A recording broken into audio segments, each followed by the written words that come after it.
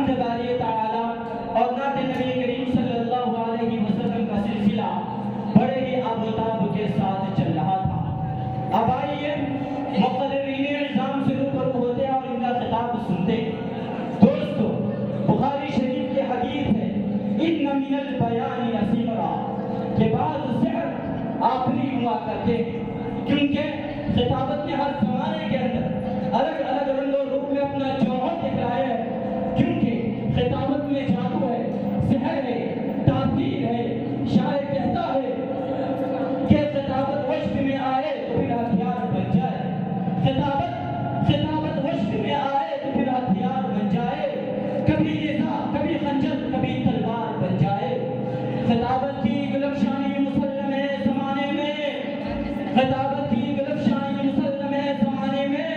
یہ نجاشی کے آگے جعفر طیار بن جائے۔ میرے محترم بزرگوں اور دوستوں، چونکہ آدمی وہ ایک شخص ہے، دانش مند ہے، چیتن کرنے کی چھمتا ہے، منتن کرنے کی چھمتا ہے،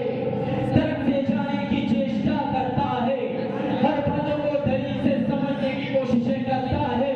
تو آئیے سب سے پہلے ہم اس نیلے گگن کی دعا میں پرارتھنا کرتے ہیں اور استھتی کرتے ہیں کہ جنہوں نے ہم لوگوں کو پیدا کیا،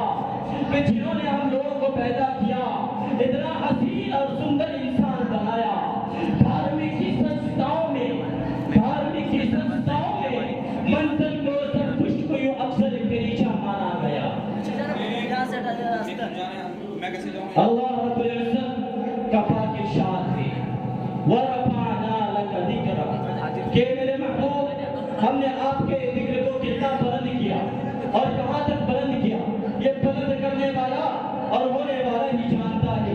آپ کی مدعو سرائی میں لکھنے والوں نے بہت کچھ لکھا،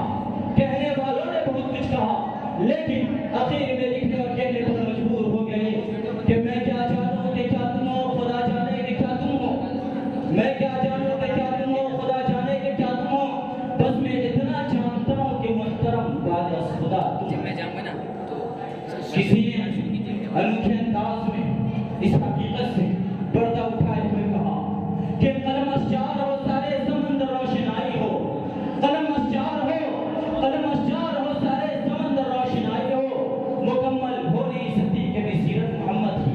میرے دوستو، یہی وہ نبی امی ہے جن کے بارے میں ہمارے برادران وطن کی ساری کتابوں میں میرے نبی کا تذکرہ ملتا ہے، خواہ وہ رگ وید ہو یا یجوروید ہو یا اتھروید ہو یا ساموید ہو،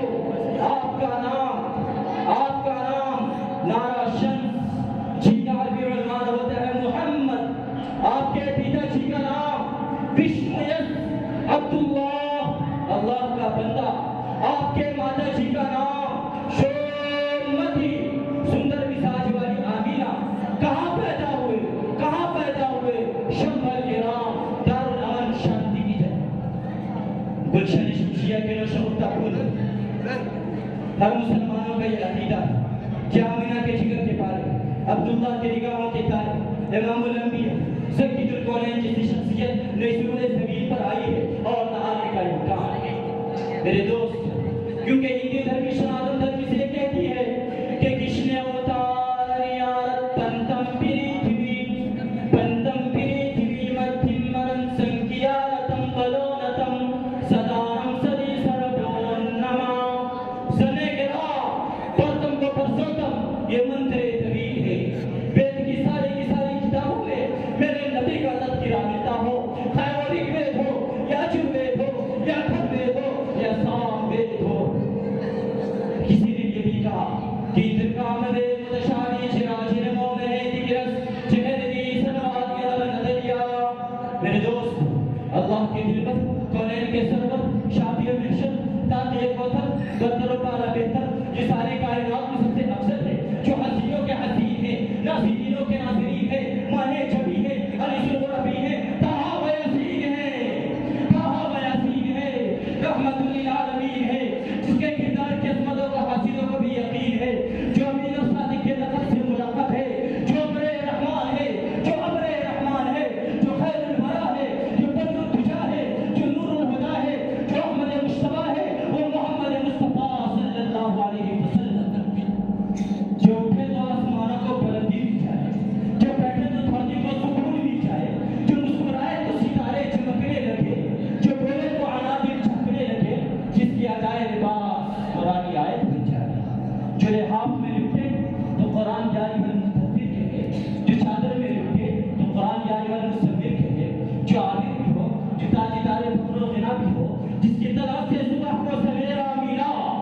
جس کی طرف سے صبح کو سویرا ملا، جس کی صبح کی مستی میں راتوں کو اندھیرا ملا، جن کے شبنم سے جنت مچلنے لگے، جن کے شبنم سے جنت مچلنے لگے، جن کے غصے سے دوزخ ابلنے لگے، جو ہاتھ اٹھائے تو آسمانوں پر چمکتا ہوا مہتاب شق ہو جائے، اور جن کے ہونٹ ہلے تو لبوں سے وحی الہی کے پھول جھڑنے لگے۔ معزز سامعین کرام، حدیث کی کتاب میں یہ واقعہ مذکور ہے کہ آپ صلی اللہ علیہ وسلم آرام فرما رہے تھے، چھت پھٹی، حضرت جبریل علیہ السلام تشریف لائے اور عرض کیا یا رسول اللہ، اللہ نے آپ کو بلائے، تو رات سواری موجود تھی، اللہ کے رسول اٹھے، مسجد حرام تھے اور وہاں سے مسجد اقصی تھے، اور اس کے بعد ساتوں آسمان کی سیر شروع ہوئی۔ ذرا تخیلات کے سمندر میں غوطہ زنی کرنے سوچیے دوستو، آپ پہلے آسمان پر گئے تو قرآن اور پڑھنا لے کر کہا، آپ دوسرے آسمان پر گئے تو قرآن اور پڑھنا لے کر کہا، آپ تیسرے آسمان پر گئے تو قرآن اور پڑھنا لے کر کہا، حتیٰ کہ چوتھے، پانچویں، چھٹے اور ساتویں آسمان پر بھی گئے تو قرآن اور پڑھنا لے کر کہتا رہا۔ آپ وہاں سے آگے